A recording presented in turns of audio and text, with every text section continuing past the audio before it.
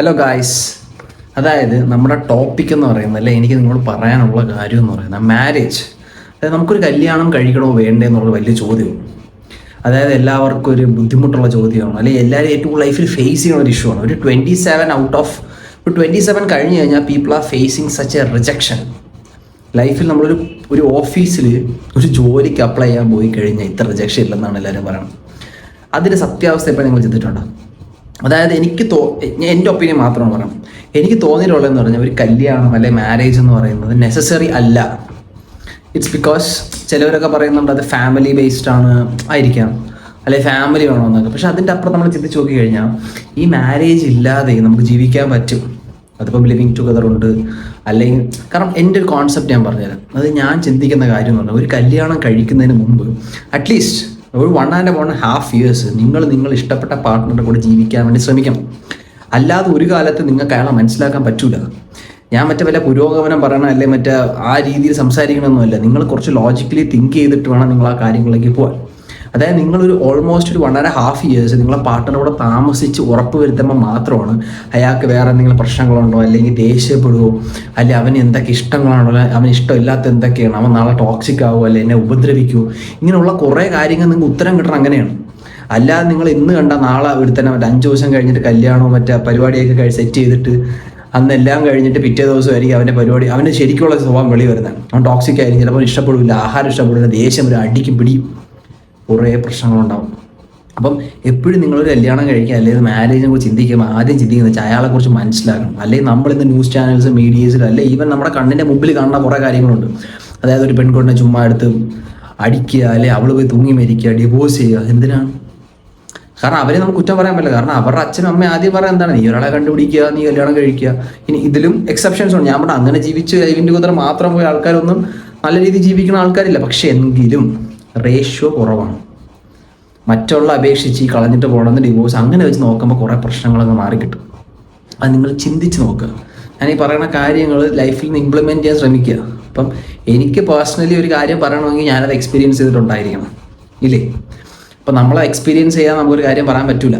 പക്ഷെ in case ആയിരുന്നാൽ പോലും ഇല്ലെങ്കിലും, ഇപ്പം ഞാൻ അങ്ങനെ ആണോ ഇല്ലയോ എന്നുള്ളതല്ല, എങ്കിൽ പോലും എനിക്ക് പറയാനുള്ള കാര്യം എന്ന് പറയുന്നത് നിങ്ങൾ അങ്ങനെ എക്സ്പീരിയൻസ് ചെയ്ത് നോക്ക്. എടാ, നിങ്ങൾക്ക് എന്ത് നഷ്ടപ്പെടാനുള്ളത്? ലൈഫിൽ നമുക്കൊക്കെ എന്താണ് നഷ്ടപ്പെടാനുള്ളത്? നമുക്കിതൊന്നും നഷ്ടപ്പെടാനില്ല. നമ്മളൊക്കെ ഉണ്ടാക്കിയെടുത്ത ജീവിതവും കാര്യങ്ങളും ഒക്കെ തന്നെയാണ് നമുക്ക് ലൈഫിൽ അന്നും നമ്മുടെ കൂടെ ഉള്ളൂ. അല്ല, നമുക്ക് നഷ്ടപ്പെടാനായിട്ടൊന്നുമില്ല. പക്ഷെ നമുക്ക് എന്തെങ്കിലും നേടാൻ പറ്റും. അത് ചെറിയ ചെറിയ കാര്യങ്ങൾ നമ്മൾ ചിന്തിച്ച് നോക്കിയാൽ നമുക്ക് നേടാൻ പറ്റും. അല്ലെങ്കിൽ കല്യാണം കഴിക്കണതോ നല്ലപോലെ ജീവിക്കുന്നതൊക്കെ ഒരാളുടെ സ്വപ്നങ്ങളാണ്. അത് നമുക്ക് ആരും കുറ്റം പറയാൻ പറ്റില്ല. ചിലർ കാരണം നമ്മുടെ സമൂഹം അങ്ങനെയാണ്. ഇപ്പോൾ ഒരു 27-25 വയസ്സുള്ള പയ്യനെടുത്തോ പെണ്ണെടുത്തോ ആദ്യം ചോദിച്ചാൽ കല്യാണം കഴിഞ്ഞില്ലേ എന്നാണ്. എന്തിന്? വേറെ എന്തൊക്കെ ലൈഫിൽ കാര്യങ്ങളൊക്കെ ചെയ്യാം. അതിൻ്റെ അപ്പുറത്ത് ചോദിക്കുന്ന ഈ ചോദ്യങ്ങൾ. അപ്പോൾ അത് അവർക്ക് ഡിപ്രഷനാണ്. പലരും ഞാൻ ഓഫീസിൽ പോകുമ്പോഴും അല്ലാതെ അപ്പോൾ ഞാൻ പലരും കണ്ടിട്ട് സംസാരിച്ചും കേട്ടിട്ടുണ്ട്. അതായത് എനിക്ക് കല്യാണം കഴിക്കാൻ പറ്റിയില്ല, കല്യാണം ആയിട്ടില്ല, എനിക്ക് വിഷമമാണ്, എനിക്ക് ഇത്ര വയസ്സ്, എനിക്ക് പെണ്ണ് കിട്ടുമോ, മാട്രിമോണിയിലാണ് ഈ പ്രശ്നങ്ങൾ. അപ്പോൾ അവരുടെ ബുദ്ധിമുട്ടും ഡിപ്രഷനും നമ്മൾ കാണുമ്പോഴത്തേക്കും നമ്മൾ ചിന്തിക്കും എന്തിനാണ്.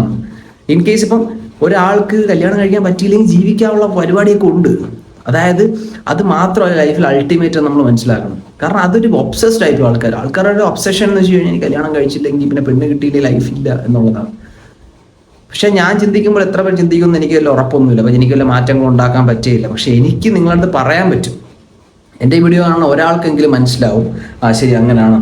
ഞാൻ വേറെ ഒന്നും നിങ്ങൾ തർക്കിക്കണമെന്നില്ല, എല്ലാവർക്കും ഓരോ ഒപ്പീനിയൻസ് ഉണ്ട്, കാര്യങ്ങൾ. പക്ഷെ എങ്കിൽ പോലും ഞാൻ പറഞ്ഞ പോയിന്റ് അതാണ്. നിങ്ങൾ ഇഷ്ടപ്പെടുന്ന ആളുടെ കൂടെ നിങ്ങളൊന്ന് ജീവിക്കാൻ ശ്രമിക്കുക കുറച്ച് ദിവസമെങ്കിലും.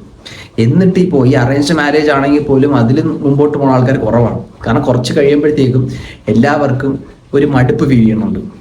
ഞാൻ കുറേ ജീവിതങ്ങൾ കാണണമെന്ന് ഞാൻ പറഞ്ഞു, കുറേ മടുപ്പുകൾ ഫീൽ ചെയ്യുന്നുണ്ട്. ഈ മടുപ്പുകൾ ഫീൽ ചെയ്യാനുള്ള റീസൺ എന്ന് പറഞ്ഞാൽ പോലും അവർ തമ്മിലുള്ള കെമിസ്ട്രി ഇല്ല. അതായത് ഇപ്പോൾ ഒരു ആണും പെണ്ണും കല്യാണം കഴിച്ചു കഴിഞ്ഞാൽ അതിൻ്റെ ഇടയിൽ എപ്പോഴും ലൈഫിൽ സന്തോഷം വരും, അടി വരും. പക്ഷെ അതിൽ അവർ തന്നെ ഫിക്സ് ചെയ്യുക, അവർ തന്നെ സംസാരിക്കുക, എന്നിട്ട് അവർ തന്നെ വൈബ് ചെയ്യുക. ഇതിൽ കൂടെയാണ് ഈ വേറെ ആൾക്കാരെ ഇതിൽ കയറ്റാൻ ശ്രമിക്കല്. അപ്പോഴാണ് ഈ പ്രശ്നങ്ങളൊക്കെ ഉണ്ടാകുന്നത്. ഇപ്പം മാരേജ് എന്ന് പറയണത് തന്നെ സത്യം പറഞ്ഞത് വലിയ സംഭവം പോലെയാണ്. പക്ഷെ നമ്മളത് കുറച്ച് സിമ്പിളായിട്ട് കണ്ടുപോകും. നമ്മൾ ഓരോരുത്തരും തമ്മിൽ മനസ്സിലാക്കി മ്യൂച്വൽ അണ്ടർസ്റ്റാൻഡ് ചെയ്ത് മുമ്പോട്ട് പോയാൽ തീരാവുന്ന പ്രശ്നങ്ങൾ മാത്രം ലൈഫ് എല്ലാവർക്കും ഉള്ളൂ. പക്ഷെ പ്രശ്നം എന്ന് വെച്ചാൽ ഈഗോ ആണ്. ആർക്കും ആരോടും സംസാരിക്കാൻ താല്പര്യമില്ല. അല്ലെങ്കിൽ ഒരാൾ ഇന്നത് പറയുമ്പോൾ ഒരാൾക്ക് സംസാരിക്കാൻ സമയമില്ല. അങ്ങനെ വരുമ്പോഴത്തേക്ക് ഈ പ്രശ്നങ്ങൾ വലുതാവും. ഇങ്ങനെ വലുതാകുമ്പോഴാണ് ഈ ബോസ്റ്റ് അല്ലെങ്കിൽ ഈ പറഞ്ഞ രീതിയിലുള്ള പ്രശ്നങ്ങളൊക്കെ പോകണം. എനിക്ക് പറയാനുള്ള നിങ്ങൾ ആരെങ്കിലുമൊക്കെ ഇന്ന് കല്യാണം കഴിക്കാം, നാളെ കല്യാണം കഴിക്കാം, അല്ലെങ്കിൽ ഇനി കല്യാണം കഴിക്കണം ആഗ്രഹമുണ്ട്.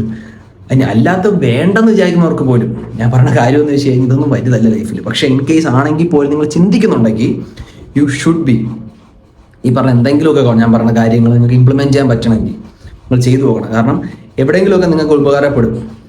കാരണം നിങ്ങളൊന്നും ഒരാളോട് ജീവിച്ച് ഒരുമിച്ച് നിന്ന് താമസിച്ച് ജീവിച്ചിരിക്കുമ്പോൾ മാത്രമാണ് നിങ്ങൾക്ക് അവരുടെ സ്വഭാവങ്ങൾ മാറും. അല്ലെങ്കിൽ നാളെ ഒരു പ്രശ്നം വരുമ്പോഴാണ് മനസ്സിലായി ഇത് ഇങ്ങനെ ആയിരുന്നു, അപ്പോൾ അങ്ങനെ ആയിരുന്നു, ഇവളിങ്ങനെ ഇവൻ അങ്ങനെ ആയിരുന്നു. വെറുതെ എന്തിനാണ്? പിന്നെ അവൻ്റെ ഒരു ടാഗും കിട്ടും. കാരണം കല്യാണം കഴിച്ച് ഗോശാൻ അവൻ്റെ ടാഗ് എന്ന് വെച്ചാൽ 2 കെട്ട്, പെണ്ണാണ് 2 കെട്ട് എന്തിനാണ്? സോ ഇത്രേ ഉള്ളൂ എനിക്ക് പറയാനുള്ള ചെറിയൊരു കാര്യങ്ങൾ ഞാൻ പറഞ്ഞതേ ഉള്ളൂ. സോ അടുത്ത വീഡിയോ നമുക്ക് കാണാം. So by.